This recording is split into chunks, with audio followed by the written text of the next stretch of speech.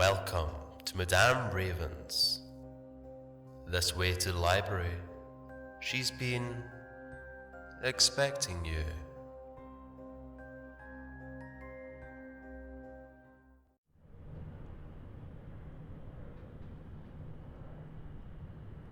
I'm a cop and was bored one night, so I looked through old police reports and found one that's very interesting. They call it the Doomsday Report by Rising Mac. So I was recently promoted to detective from the patrol division. I wouldn't exactly say there's a lot of downtime, but being behind a desk now, there's certainly a lot more than when I was on the street. Anyway, I was bored one night after wrapping up a case. There was only about 45 minutes left in the shift, and generally they aren't going to dispatch you to anything with less than an hour left, unless it's something big like a murder or bank robbery. I decided to pass the time looking through old police reports for anything good or juicy. Now that they're all on the computer, you can bring up reports as far back as 30 years in just a couple of seconds. I quickly found this wasn't exactly the best way to pass the time, and was getting bored after about 5 minutes before I stumbled across a report filed in 2003. This particular report started out as a simple shooting, but quickly escalated to something even bigger and more sinister. After reading it, I asked my captain about it, as he was a patrolman during that time period. Those familiar with this event call it the Doomsday Report. He told me this report was kind of a black eye for the department because of its content and the officer's actions he took during his investigation, to the point where he was not only fired, but later committed to a state psychiatric hospital. Another detective who assisted him also resigned as a result of this investigation. My captain also asked that I not go around telling everyone in the department about it. It's not something the department would like brought back to light. Since I can't really talk about it at work with anyone, I'm going to post the officer's entire report for you guys to read here. I could potentially get in trouble for this if anyone from the department happens to frequent no sleep and is familiar with the event. So I'll be redacting certain names and locations. Since there will probably be a lot of redactions, nobody with what I would consider a common name will be redacted. Police report number, redacted. Filed by Detective Randy, redacted. 16:30 hours, July 1st, 2003. On the date and time stated above, I, Detective Redacted, began a murder investigation occurring at the East Warehouse, located on the premises of Redacted Harbor. Patrol Officer E. Johnson responded to a 911 call of shots fired in the warehouse. He, along with several other units, arrived to find Marcus Redacted as the perpetrator. Upon police arrival, Marcus surrendered both his weapon and himself without incident. The victim was Hassan Redacted. According to the interviews conducted by the patrol division, Marcus and Hassan had a verbal argument over Marcus's son, and it escalated to Marcus brandishing a firearm and killing Hassan. It was noted in the patrol report that Marcus was very calm at the time police arrived on the scene. I ran Marcus through the police system prior to my interview with him. He had no prior record of any kind. Prior to beginning questioning, I read Marcus his Miranda rights. He declined to have a lawyer present during the questioning.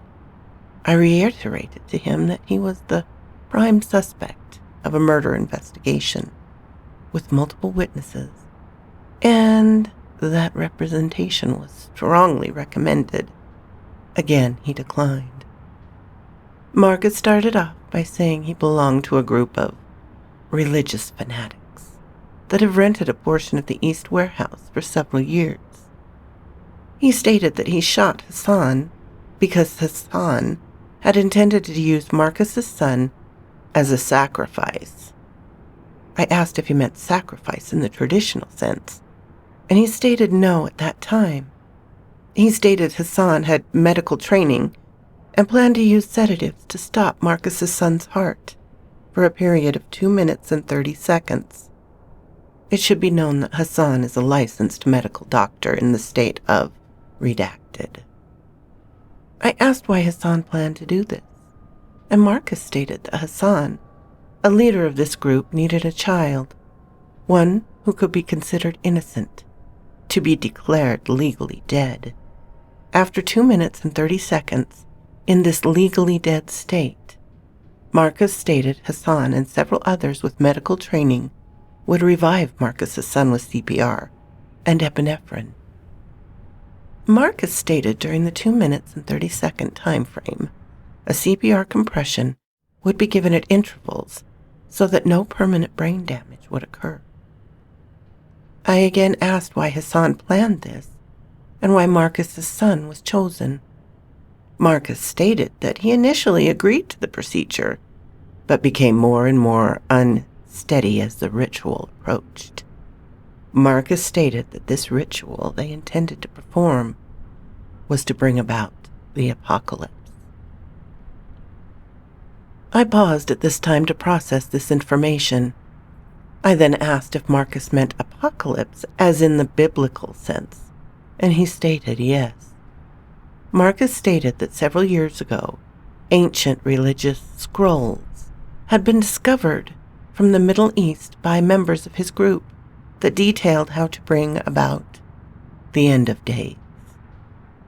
The scrolls of which Marcus spoke were recovered from the warehouse and are currently entered into evidence. I then asked Marcus what his son had to do with this. He explained further that Hassan wanted a child who was considered slain and brought back to life. I asked for what reason, and Marcus stated one of the scrolls they found that once it was rolled up and resealed, only someone worthy would be able to open them and bring about the apocalypse. Marcus did not elaborate on what worthy meant. I then asked Marcus if he shot Hussein because he feared the apocalypse, and he said he did not. Marcus then began explaining the shooting before I could ask another question. He stated he demanded Hassan find someone else because he no longer wanted his son to go through with the procedure.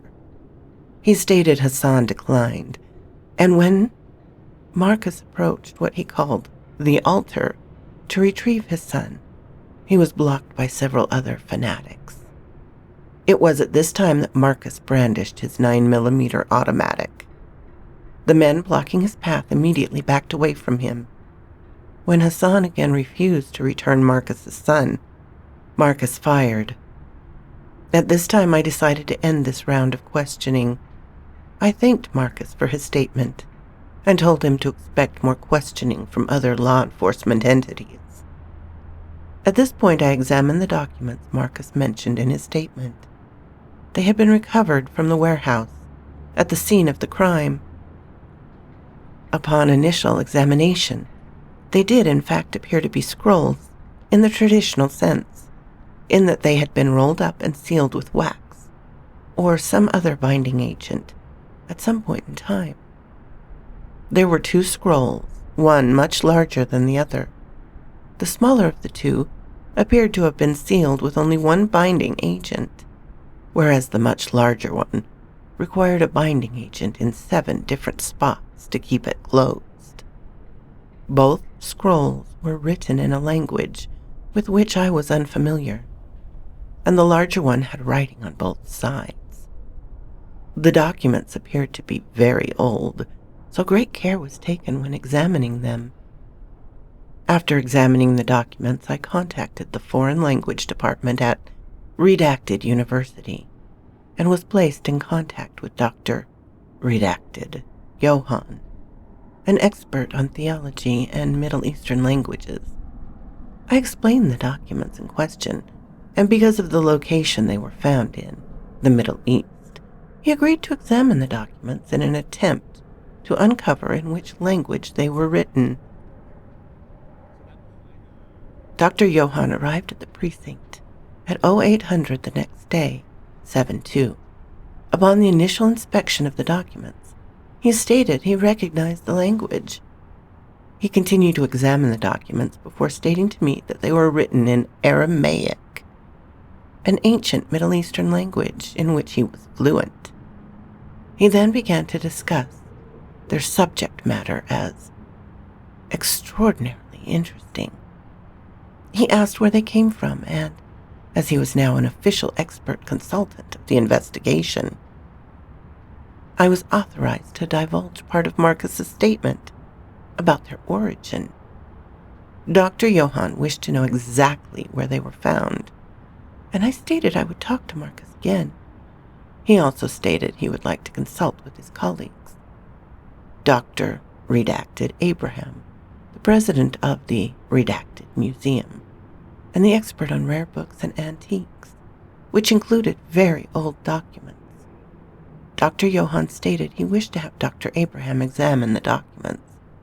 As with his, Dr. Abraham's, expertise, they could not only date these documents, but also verify their authenticity as either true, ancient religious texts, or simple, elaborate forgeries. Dr. Abraham was officially consulted at 0830. Dr. Abraham arrived approximately 25 minutes later. As he stated, he had not had any prior engagements that morning and was able to come right away. I contacted the patrol division to see if they could spare any officers to stay with Dr. Johann and Dr. Abraham while they examined the documents together, while I was questioning Marcus about their discovery. I stated it was simple standard procedure to have an officer present while evidence was being examined by civilians. Officer D. Jones stood by the two professors while I was out of the room. I questioned Marcus about the exact location of the scrolls was found. He stated the large scroll was found in a hidden crypt deep underground in the sewers of Jerusalem. He did not know by whom in his group or how the crypt was discovered. The scroll found in the crypt was in a chest that had been wrapped very carefully in order to help protect the scroll from degradation. Marcus then stated the smaller scroll had also been found in a chest, which had been uncovered on the seafloor of the Dead Sea in the Middle East. He again did not know who in his group found it or how it was discovered. It is also unknown how the chest remained airtight to keep the water out based on the apparent age of the document and its current state of preservation. I then returned to Dr. Johann and Dr. Abraham, who were deep in conversation with each other.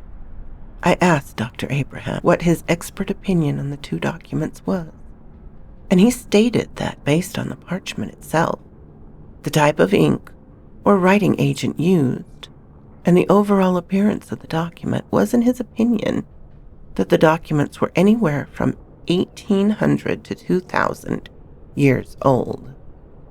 I then asked Dr. Johann about the subject matter of the two documents, and he stated that it was utterly fascinating. The larger scroll contained information dealing mostly with the wrath of God and the final judgment of humans. He stated scrolls were written on both sides, as the larger one was rare. I asked if anything mentioned the apocalypse, recalling Marcus's earlier statements, and Dr. Johann responded with, "Oh yes." He stated the entirety of the subject matter of the larger scroll dealt with the apocalypse and final judgment. He stated what was even more fascinating about this scroll was that it very much resembled a biblical scroll from the final book of the Christian Bible, the Book of Revelation. Dr. Johann went on to describe the Book of Revelation. In it, a man named John apparently witnesses God and high-ranking angels gathering around a scroll. He stated this scroll had writing on both sides and required 7 different seals to be opened to be able to be read fully. Each seal would reveal a section of the scroll to read, and the next seal would then be broken in order to continue. With each seal broken, a deadly force would be released, in which, after all 7 were opened, Armageddon would commence. Dr. Johann then took the large scroll and pointed out that this scroll also had writing on both sides and contained 7 broken seals that would have had all of to be broken in order to fully open the scroll. I asked if this could be the scroll described in the Bible. Dr. Johann stated much testing would be needed to be done to declare such a finding, which would be an incredibly revolutionary discovery.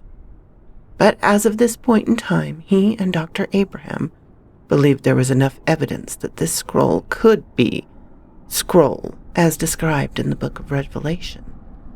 The scroll containing the wrath and judgment of God upon the non-believers and sinners, systematically opened by Jesus Christ by breaking the 7 seals. The end result after Armageddon being the second coming of Christ. I stated that I was going out on a limb, but I asked Marcus's group of religious fanatics were attempting to bring about Armageddon by somehow resealing the scroll, then opening it again. Dr. Johann stated that could not be the case. I asked why, and he stated that not only were the original seals sealed by God, even if they did reseal the scroll, they would not be able to break the seals, or if they did, it would not bring about the desired effect. I asked him to elaborate. He stated the seals could only be opened by someone worthy.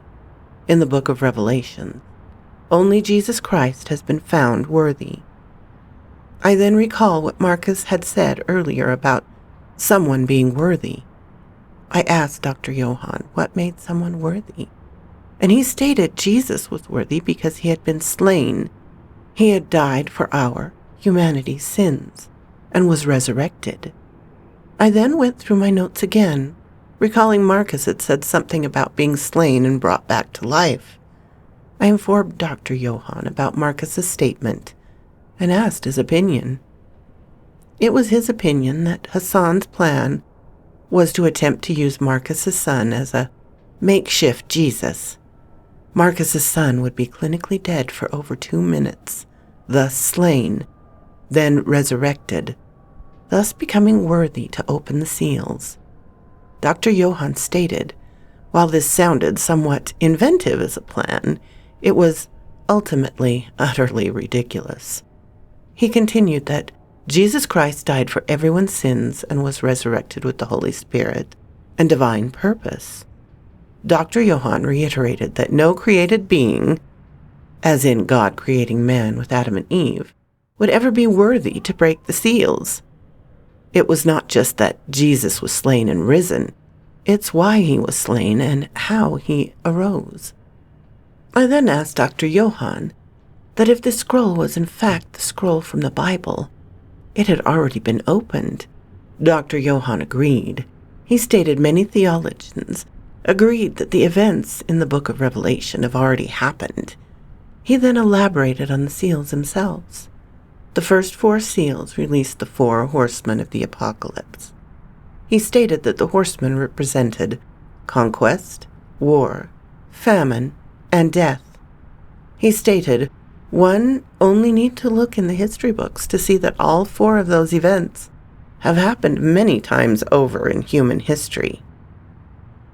The last 3 seals dealt with the tribulation and destruction, most of which he stated could be explained by natural disasters and cosmic phenomena, solar eclipse, and etc., occurring and wiping out large numbers of people in a given area. Dr. Johann then turned his attention to the smaller scroll. He stated it was also written in Aramaic and also dealt with the judgment. This scroll only contained information on the 4 horsemen and did not mention any other potential disasters. I asked what it said, and according to Dr. Johann, this text did not reference anything in the Bible and appeared to be a standalone work. He stated the text dealt with not only explaining the four horsemen and their purpose, but also specific instructions that, if completed, would summon them into our world, again resulting in the end of days. Dr. Johann stated he did not believe the scroll was an authentic, religious-based document, and further stated that the four horsemen were not necessarily corporeal beings that could physically be summoned, but were more a symbolic entity used to describe how man will destroy itself. I then asked Dr. Johann, for completion's sake, what exactly summoning the four horsemen entailed according to the scroll. He stated there was an incantation comprising the final paragraph of the scroll and pointed it out. He stated the incantation was only part of the ritual. The scroll spoke of the four separate artifacts related to each individual horseman that would need to be present during the incantation: a sword, a bow, a set of scales, and a miniature sarcophagus that was carved from stone. Dr. Johann stated that since it had potentially been almost 200 years since this scroll was last read, acquiring these artifacts would be virtually impossible. Finding the correct sword or bow especially would prove troublesome since, throughout human history, millions upon millions of swords and bows have been crafted. Finding the correct one would have astronomical odds. Dr. Johann also stated that if someone were to attempt this incantation, the scroll states it must be completed in full, or it would fail. All four horsemen needed to be summoned in order for any of them to remain in this world. I thanked Dr. Abraham and Dr. Johann for their assistance. I told them they may be asked to testify in court. They agreed to do so should they be needed. Before leaving, Dr. Abraham asked that, given the potential historic value of both scrolls, he and his team of teaching assistants be placed in charge of the care of two scrolls. In the care of two scrolls, while the police custody is to keep their remarkable integrity for their age intact. I ran this by Captain Miller, and she then authorized Dr. Abraham and his staff to be in charge of handling and transport of said scrolls to maintain historical integrity. I informed Dr. Abraham that once the investigation was concluded, the scrolls would be released to him and his colleagues at the museum. He agreed to those terms. Before leaving, Dr. Abraham stated, while in his professional opinion these were genuine ancient religious texts, there was still a very high chance they were very elaborate, perfectly executed professional forgeries. I again thanked Dr. Abraham and escorted him to the evidence room, where he placed the scrolls on the corner table. The next day, 7/3, I arrived at work at the usual time. At approximately 10:30 hours, Charles, redacted, from Dr. Abraham's office came to see me about the scrolls. He claimed Dr. Abraham wanted another examination.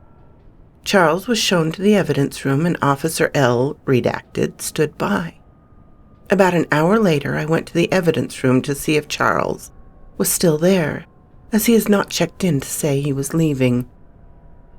I asked Officer Redacted, and she said he had left a while ago. She stated when she looked in the window to the evidence room, she saw the scrolls were still on the table. I became suspicious and entered the evidence room. I then found that the larger scroll had been replaced by a laminated reprint of the United States Declaration of Independence, and the smaller scroll had been replaced by a copy of the Apostles' Creed. I informed Officer Redacted, as well as Captain Miller, that evidence in the murder investigation had become compromised. I contacted Dr. Abraham, and he stated that he had not authorized anyone to examine the documents. He stated Charles had also not shown up for work that day. I contacted the patrol division to put out an APB on Charles and his vehicle. Officers were dispatched to the museum in case Charles returned there, as well as to his place of residence. I stated to Captain Miller I wished to check the East Warehouse. She stated we should send a patrol unit instead. I then stating this was my case and I needed to be looking out for Charles as well. She agreed. Detective J. Smith then volunteered to go with me as backup. Captain Miller sent a patrol unit with us as well. As we approached the East Warehouse, we found Charles's vehicle parked outside along with several others. While calling it in, Charles exited the building and upon seeing us surrendered himself. The patrol officer, Kay Hunter, placed Charles under arrest and escorted him into the back of her car. Detective Smith and I then entered the building, finding the crime scene tape had been removed. The fanatic group, which was never officially named, was using their section of the warehouse as a makeshift altar. It appeared to be a perfect square, with a podium in the middle. It had red carpeting. Aside from the windows, up very high in the rafters and ceiling area, the main lighting to this section of the warehouse was turned off, and torches instead provided the light. There were several people gathered around the altar who did not turn to face us when we approached and announced ourselves as police officers. There was a woman in Middle Eastern descent standing at the podium before the gathering crowd. On the table next to the podium appeared to be 2 scrolls removed from the evidence room. I approached the altar and ordered the crowd to disperse. The crowd looked to the woman before moving, and she made a motion with her right hand, and they dispersed.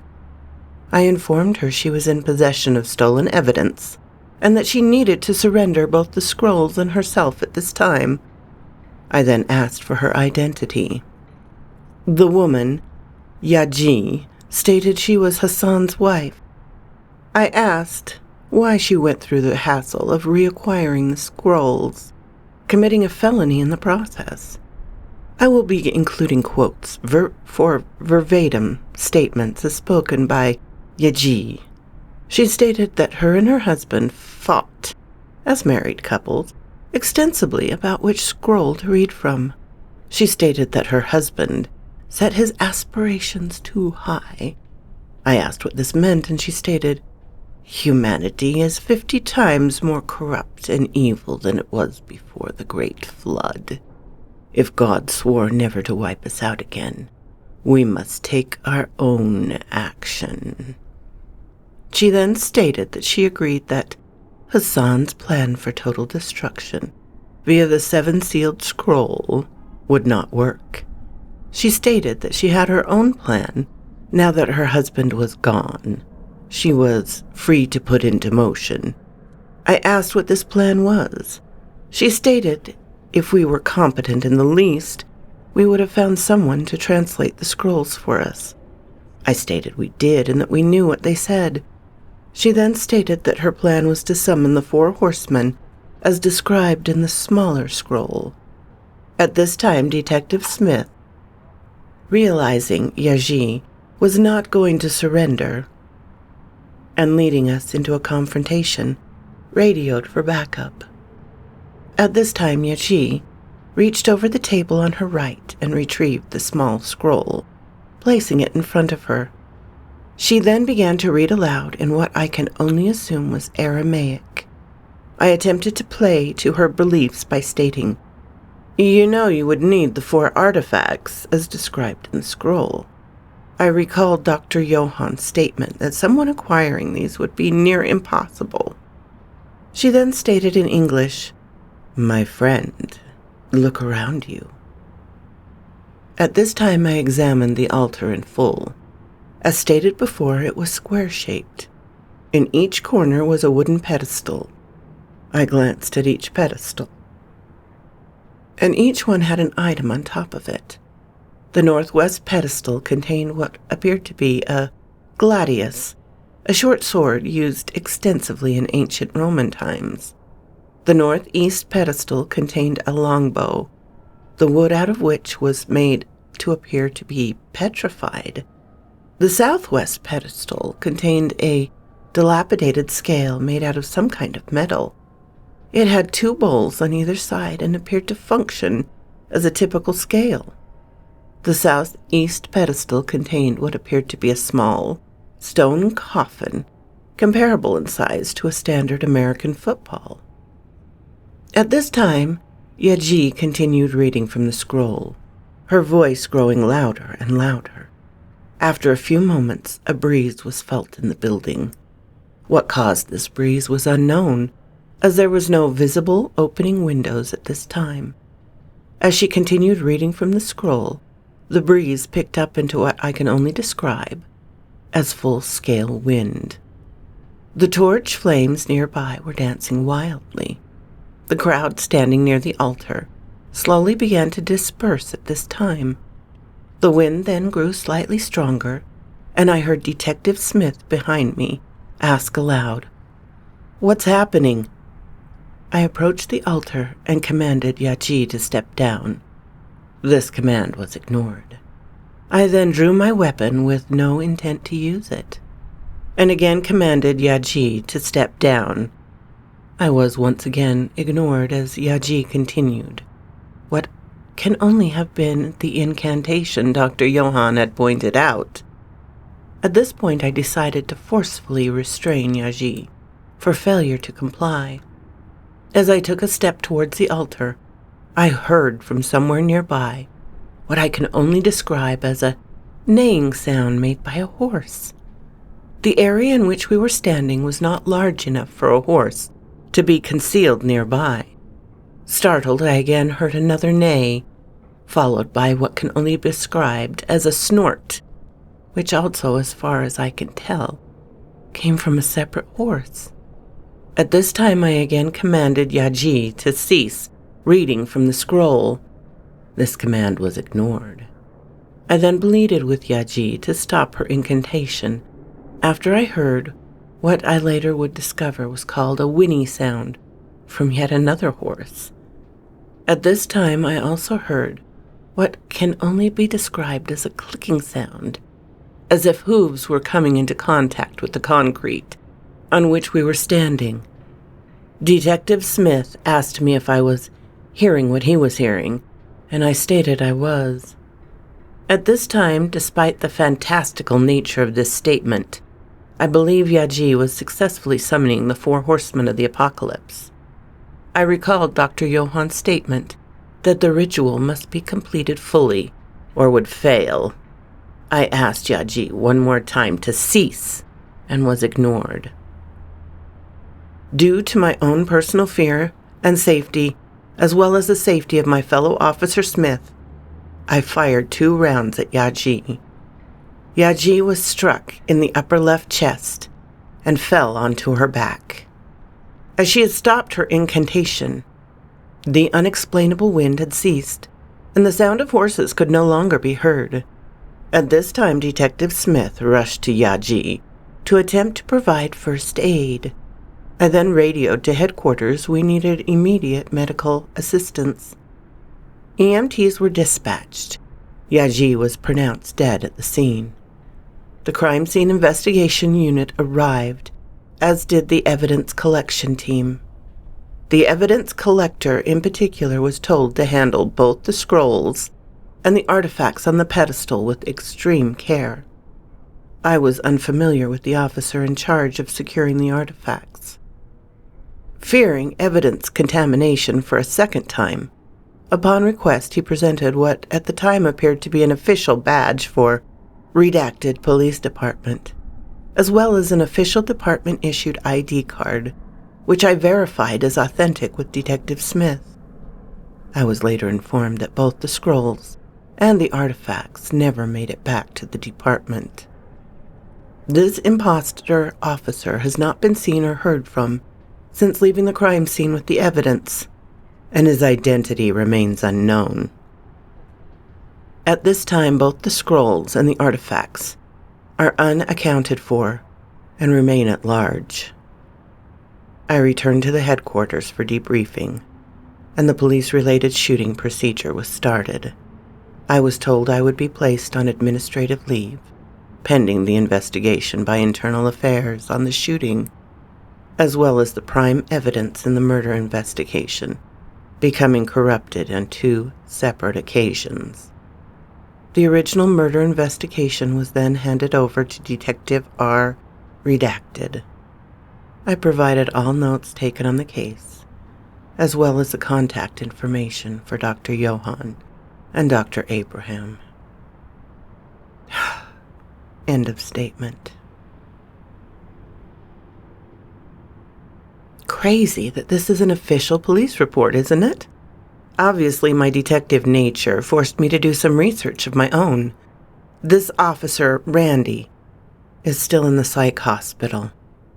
The entire investigation was a disaster, and it's no wonder the department doesn't want to talk about it.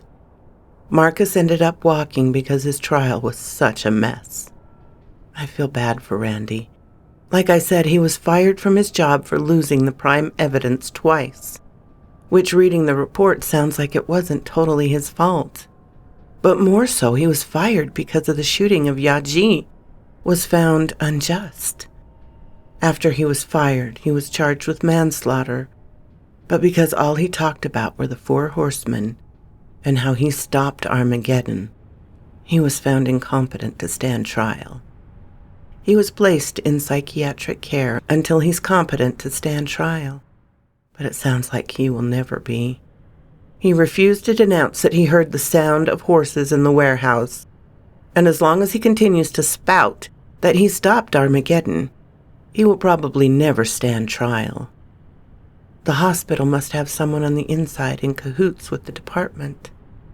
Once they found out who I worked for, I was not allowed to talk to Randy, even though I was on my own time, in complete unofficial capacity. I had one more ace up my sleeve, though. I tracked down Detective Smith. He refused to testify in Randy's trial, for fear of being brought down with him, and for being associated with a case of this nature.